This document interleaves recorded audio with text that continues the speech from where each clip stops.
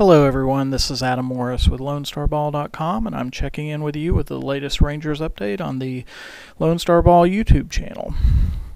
Well, the Rangers are off to a red-hot start. They're 17-9 coming into Saturday's game, and really across the board almost everybody's performing well.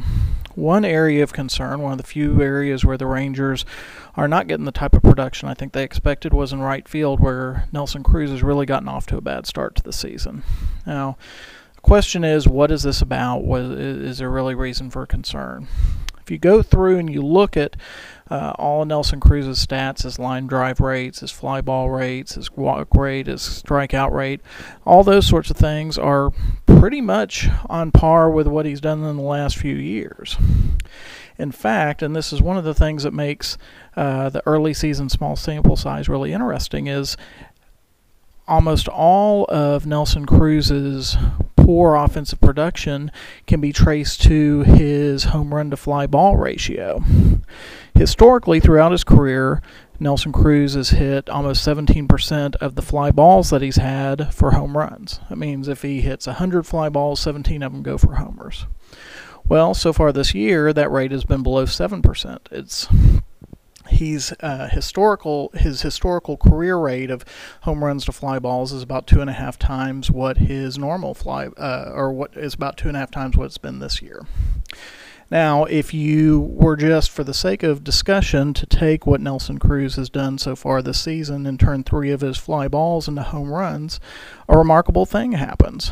His batting average, which right now is hovering around the 220, 230 mark, would jump up into the 250s, right pretty much in line with what he was doing last season. His on-base percentage would be right about where it was last season, and his slugging percentage would be down a little bit, but not really a significant amount relative to what he did in 2011. Basically, the entire difference between what Nelson Cruz has done in 2011 and what he's done in 2012 is the difference between 3 fly balls going for home runs. Now, if you've been watching Nelson Cruz play, you'd see that he's not been making really good contact. He's not been driving the ball like he has before. But you can also think of at least a few instances where Cruz has hit balls that, gosh, it looks like he just missed on those.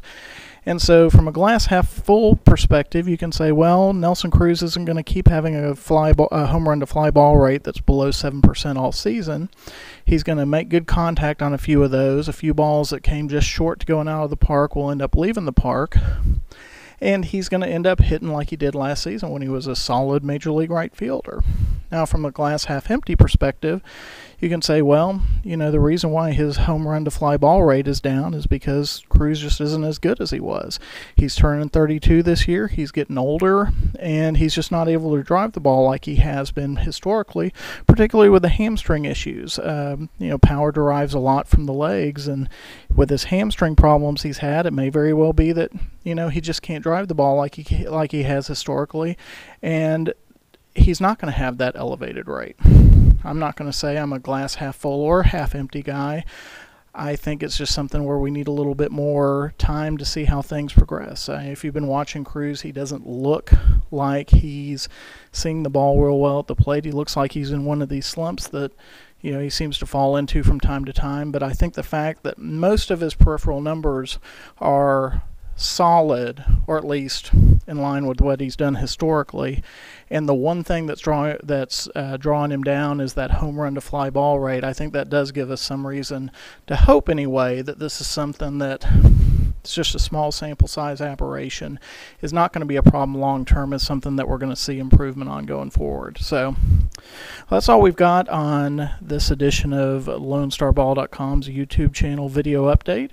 For more information, news, commentary, stats, and all those sorts of things about the Rangers, check out lonestarball.com. And for more video updates, be sure to subscribe to the Lone Star Ball YouTube channel.